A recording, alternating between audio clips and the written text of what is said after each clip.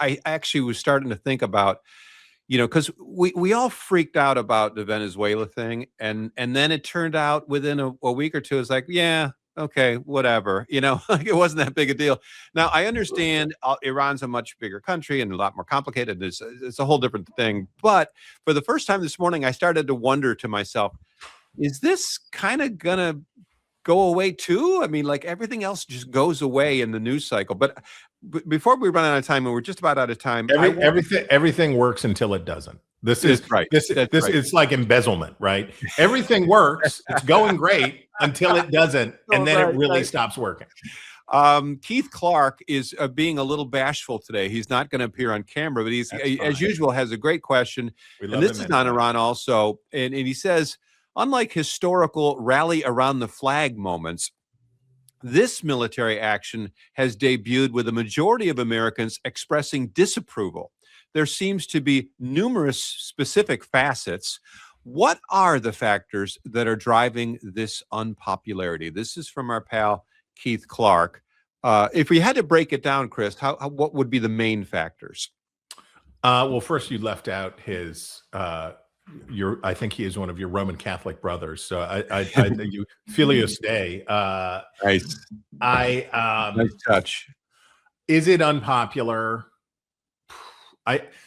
So the initial polling said that it was unpopular. And you should watch the Hill Sunday this weekend, because we're going to. So the Fox News poll, which is a high quality poll, Republican and a Democrat, it's got a good model. They've had the same team for a long time now. The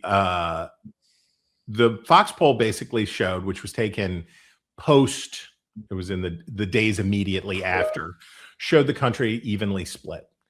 And it was evenly split, you will not be surprised to hear, because Republicans overwhelmingly like it. They wanted it because they believe what Bill and I were just talking about like, we're going to get away with it. We're going to do the thing. We're going to push the button that everybody said you're not supposed to push. If you heard Pete Hegseth's remarks at the Pentagon this week are like, just Donald Rumsfeld's ghost is like, wait, we can just say stuff. We can just say we have no mercy and we'll kill everybody and blah, blah, blah, blah, blah. A sharp contrast, by the way, to General Keynes, the chairman of the Joint Chiefs. Yeah, right. Dignified, modest, expressing sympathy for the families of the fallen, et cetera, et cetera. But Republicans are. Did you see the video that the White House posted that was clips of movies? It was like Braveheart and Top Gun and Mortal Kombat video game and all this stuff. Like, yeah, we kill everybody. We're doing it. It was super cringe. But that energy is appealing to a lot of Republicans who are like, we can do regime change without doing nation building.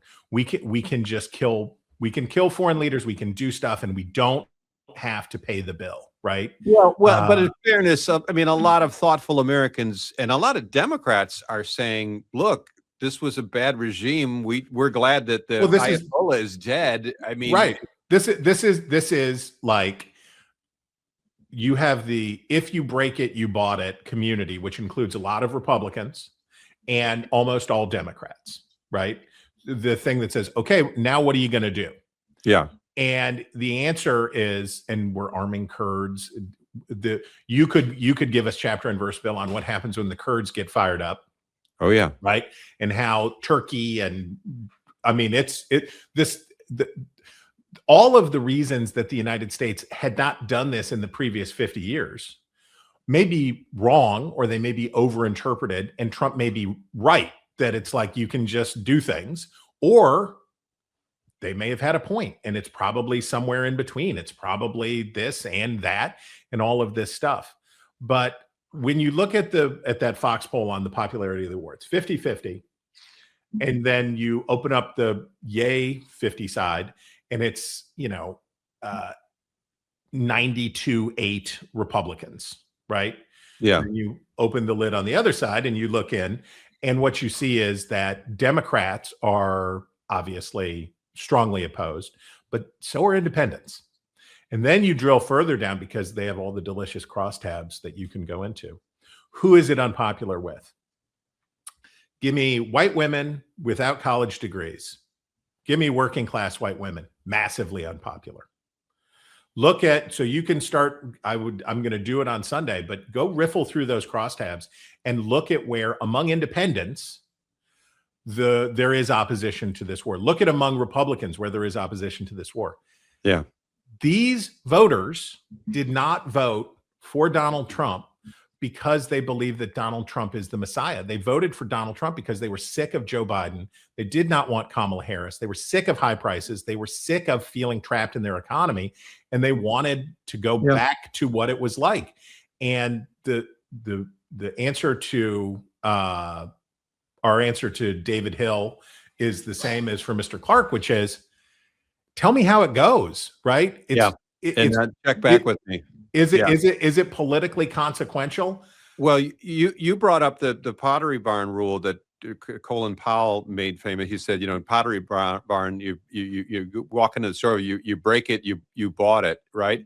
But maybe Trump thinks that he could just break it and let's just walk out of the store. I don't need to buy anything. I didn't want that in the first place. I didn't want that ceramic vase in the first place. Yeah, exactly. Yeah.